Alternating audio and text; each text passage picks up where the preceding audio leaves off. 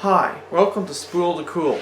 Today we're going to be making a Cryptex with anti-cheat mechanism. The way the mechanism works is it has these special springs that basically keep you from being able to cheat at where the combination is. So, for example, these springs here, they prevent the dial from being each dial's code from being discovered, because as the dial turns, they all press in a little bit and then release again, keeping it locked the whole way through until you get to the right code, and then it finally comes undone. So that's how that works, and it's pretty cool. We'll see how it works. So let's get started in building it.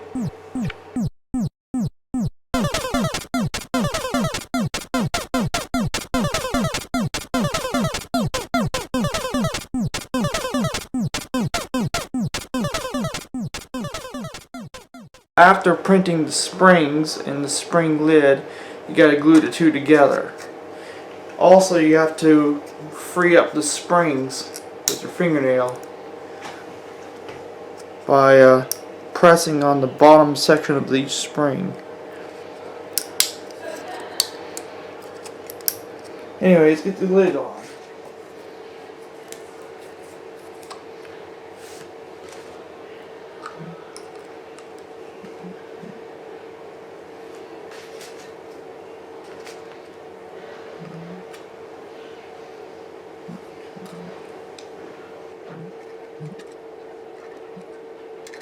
Possibly to the surface here.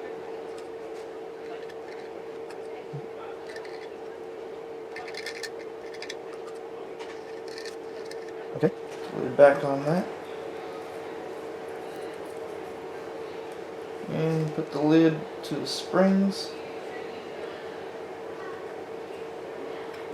Line it up.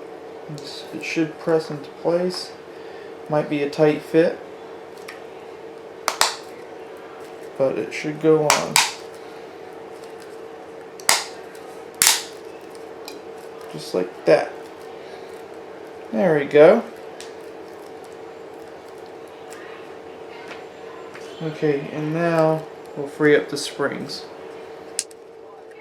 Anyway,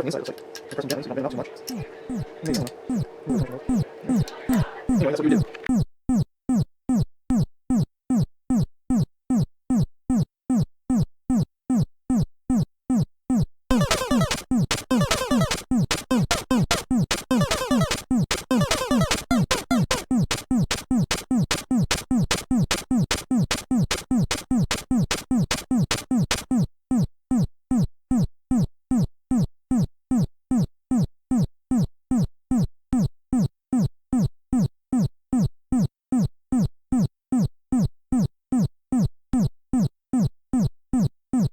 Then, starting at the last dial, you print the last dial first, and then you go all the way to the first dial in sequence. And you put the last dial on, so this big chamfered edge goes on with this right here. So I'm just going to slip that on now, like this. And then you line up the code to the bumps. It should go on nice and easy here. Yep, there we go. Alright, and so I'm lining up my code to the bump right there. Like that. So that the core can fit on, so that the inner compartment can fit properly. There we go.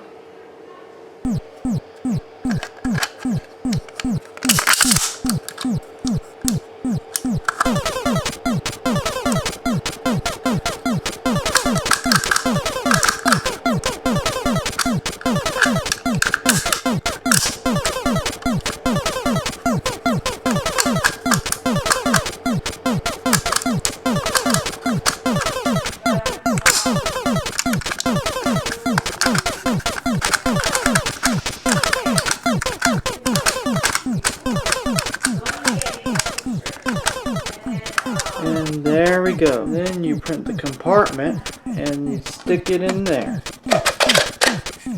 And then you can lock it.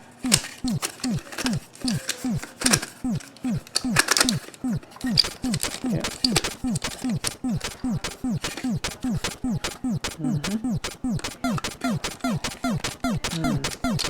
This is a little bit hard to spin. Now it's locked. So that's it. It's done.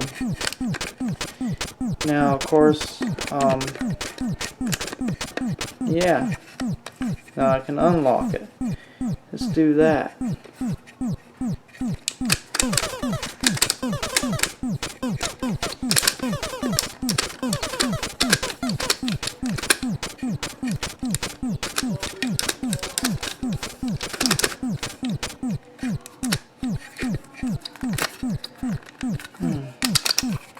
Put it on the tight side. There we go. And there we go. See you on the tube. Don't forget to like and subscribe. And don't forget that bell.